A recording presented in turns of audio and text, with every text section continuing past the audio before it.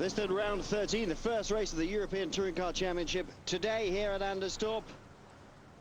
And Nicola Larini, the man who took pole position. You won last year here in Anderstorp. Do you think it's your best opportunity to win? Although at the start you often had problems this season.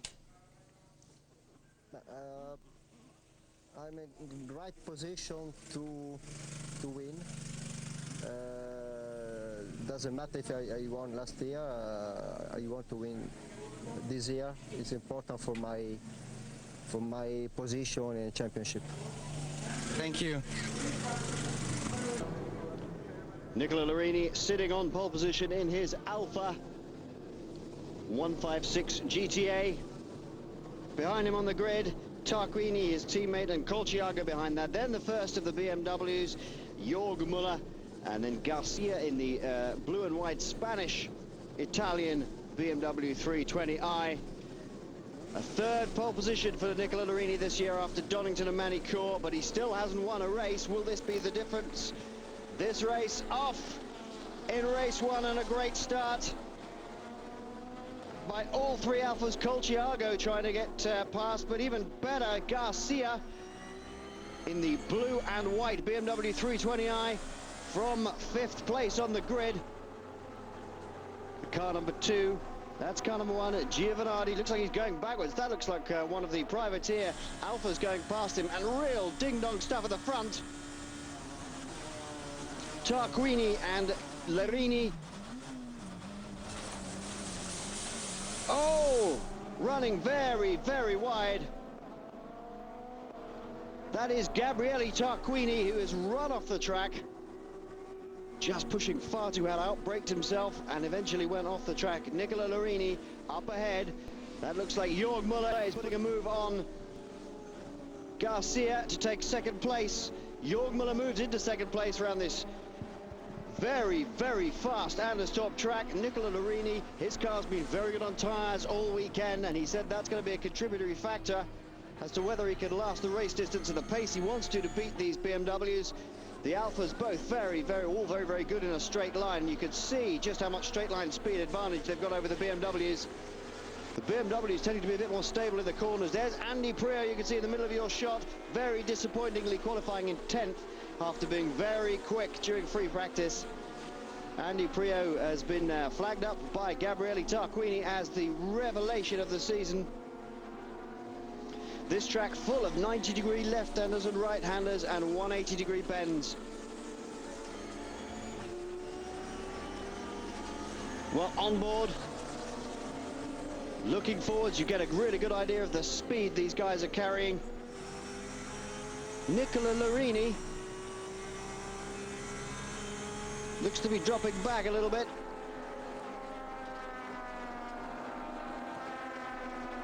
And the Alfa Romeo, good straight line speed, pulling away. Colciago in 1st position. Muller 2nd, Garcia, then Ricard Rydell, local hero. Duncan Huisman, 1st of the privateers, in 5th place. Andy Priaulx up to 6th from 10th.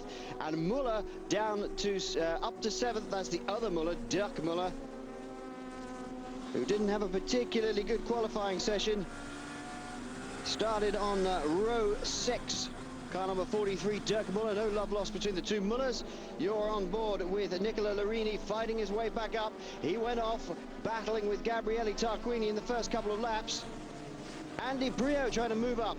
Now here we are, there's a bit of a replay here. Larini has lost out and gets pushed. He gets nerfed just from behind, I think, from Gabriele Tarquini. That allows Colciago, who's on the left-hand side of your shot there, to zip past. Tarquini and Larini both going off, both keep their engines running and rejoining and just avoiding the Volvo coming up quickly behind. There is one of those Volvos. That will be Ricard Rydell's car, chasing Garcia hard. This, of course, Ricard Rydell's local circuit. He's very much the local hero, and it's very good around the corners, that Volvo. Got to remember that ART-tuned Volvo lying in 4th place there. You can just see it, the silver and blue car is really not a works-backed car like the others. And has had terrible trouble keeping on the development pace. Colciago pulling out a 1.36 second gap over Jörg Müller. Garcia then in third, Rydell in fourth, 2.1 seconds behind, and Prio's slipped from 6th to 7th, battling with the other Müller, Dirk Müller. Into the pits comes Gabriele Tarquini. Well, he's damaged the front of the car, so they're going to take that front valance off, check everything's okay under there. New set of tyres, only 4 sets of tyres allowed throughout the race meeting, so it's an expensive mistake if you get it wrong. Here we are, let's have a look at the start. This back from Ricardo Rydell's car, I think, or Andy Prio's car. I think we're on board here. And you can see at the front they're already battling very hard indeed.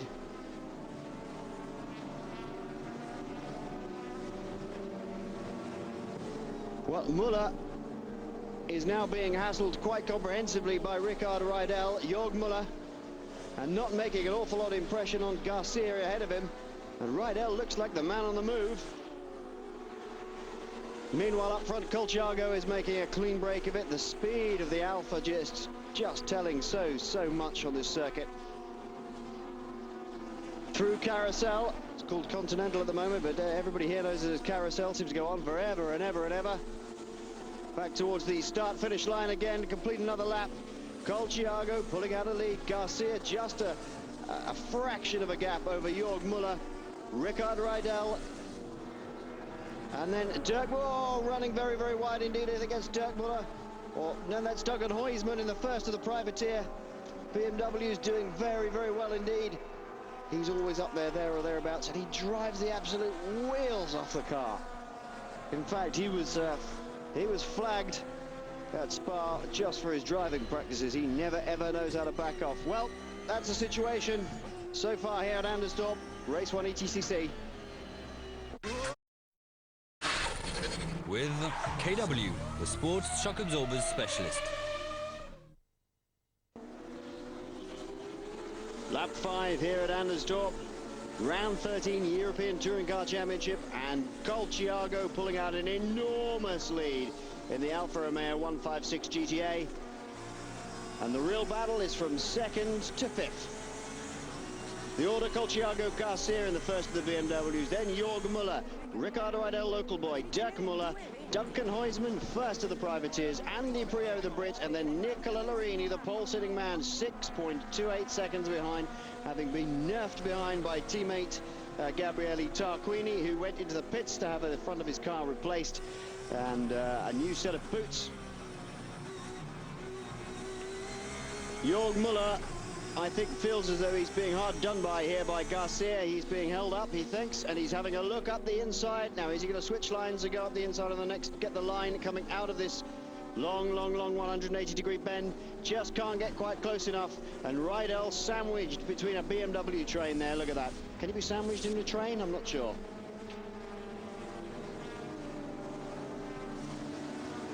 Well, a good view on board there. That is Colciago going through.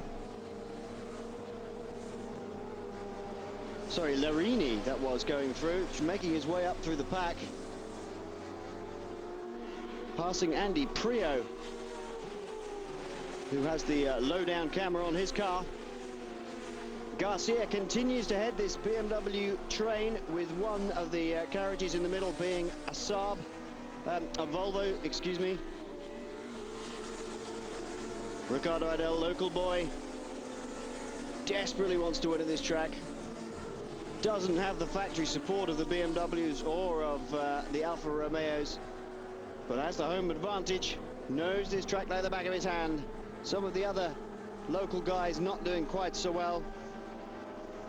Colciago, lap 6, has a 4.2 second, well, nearly 4.3 second gap over Garcia. Then Jörg Müller, Rydell, Dirk Müller, Huysman. Diefenbacher there in 13th place, first of the Seats. Andre Coutu, Engstrom, one of the local lads. Jordi Genet in 16th place, also in a Seat. Thomas Engstrom started 19th, so he's made 3 places on the grid. That's good for the local boy. Johan Sturesen, also one of the local lads in the Seat Sport Sweden car, started 16th. Rydell really putting the pressure on Jörg Müller.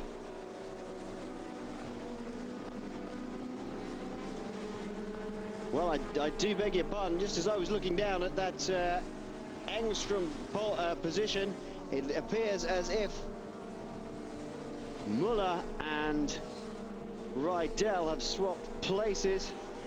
That is the other Muller, that's Dirk Muller, who's come up past Rickard Rydell, who'll be most unhappy about that, and will now have to set off after Jorg Muller. Now you have to wonder whether Rickard Rydell made a mistake. He's certainly dropped back from Jorg Muller. He was right on his tail, but I think he's made a mistake somewhere around the back of the end of the circuit, and that's allowed Dirk Muller to slip past into fourth place.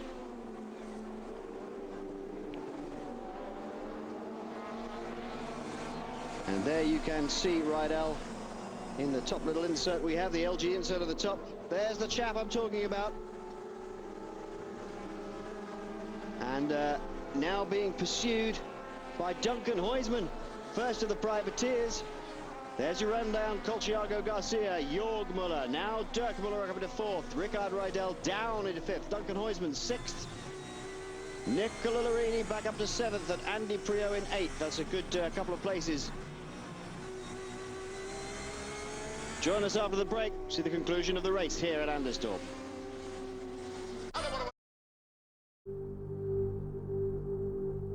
Yokohama, the art of performance. Welcome back to Anderstorp, lap 11 of this round 13 European Touring Car Championship. Colchiago still leads by over 5.5 seconds from Garcia, Jorg, and then Dirk Muller. Patrick Huysman up to fifth, Larini fighting his way back up to sixth, and Rickard Rydell slowly but surely sliding down in seventh. Andy Prio 2 places better than he started, 8th place, doesn't seem to be making a move any further up. Well, one of the things that will be helping Nicola Larini work his way back up is that he's not carrying as much success ballast as some of the other guys. Tarquini pitted, having had a coming together with Larini on lap 1, where they both went off. And Gabriele Tarquini, who finished second on the qualifying grid, was carrying a maximum of 30 kilograms of ballast. And the better you do in this racing, the more ballast you carry into the next round. 30 kilograms for a win, 20 for a second, and 10 for a third. And at each round, those ballast weights are reassessed, so you don't carry it cumulatively. You just make sure that you get the maximum ballast that you can carry from the 2 rounds each time we visit a circuit, over to the next round, and then the process all starts again. Oh, fantastic piece of moving. That is a really good move by Dirk Muller. Can he just keep the line, though? Jorg Muller will be coming back at him. The two Mullers, no love lost. I mean, they're good. There's no problems between the two of them, but they have a good, healthy, competitive relationship. And Jorg Muller, former BMW Williams F1 test driver, will not like that at all. Dirk Muller puts the move on him, makes him stick, and now moves into third place. Rickard Rydell is being hassled by Andy Prio, less than half a second behind him. It looks like Dirk Muller and Jorg Muller are setting about chasing down Garcia in no uncertain terms. Problem is, the longer that they trip over each other, the more likelihood it is that something's going to happen. Well, he's being waved through now. I wonder what that's all about. How very interesting. Do they know something we don't, one wonders? Well, maybe it was just a wave to say, look, you've got the line, I understand you're going to go for it. Why don't you go for it now before we tangle up with each other? I think that's probably more likely than anything else. I can't see Jorg Muller waving Dirk Muller through just for the love of it. These two cars, BMW 320i's. A number of manufacturers represented this weekend. We see the BMWs, we see the Alphas, Colchiago zooming off ahead.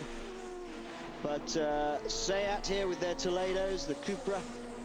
There's Honda Civic Type R's we can't see, and Colchiago, a convincing win in race 1. Colchiago, Garcia, and then Dirk Muller Well, he was never bested, was he? He got the jump on Lorini and Tarquini when they fell over each other. Well, that's Jörg Müller stopped at the side of the track. Well, maybe he's something's happened to him. I think that must be possibly it. Maybe that's the reason why he was waving Dirk through. He knew there was something wrong. Roberto Colciago, winner here. First race of a two-race package, European Touring Car Championship. Garcia second. Dirk Müller followed by Jörg Müller, 7.5 seconds back. Duncan Huysman, fantastic result for him, 5th. Nicola Larini fighting his way back up to 6th again. Riccardo Adel, local boy, in the first of the Volvo S60s, 10.8 seconds behind. 8th, Andy Priaulx from Britain. Roberti Giovanardi in 10th, long way back. Tom Coronel, Andre Couto in the first of the Hondas, over 20 seconds back. Balzan Engstrom, the local man, and then the first of the Seats, Diefenberger in 15th place. So after round 3 of the championship, Jörg Müller heads it. Gabriele Tarquini 3 points behind. Dirk Müller equal 2nd place. Nicola Larini in 4th place. Not to be a win for him here on this round. He's the only man fighting for the championship who hasn't won a race, and it wasn't going to happen in race 1. Hey!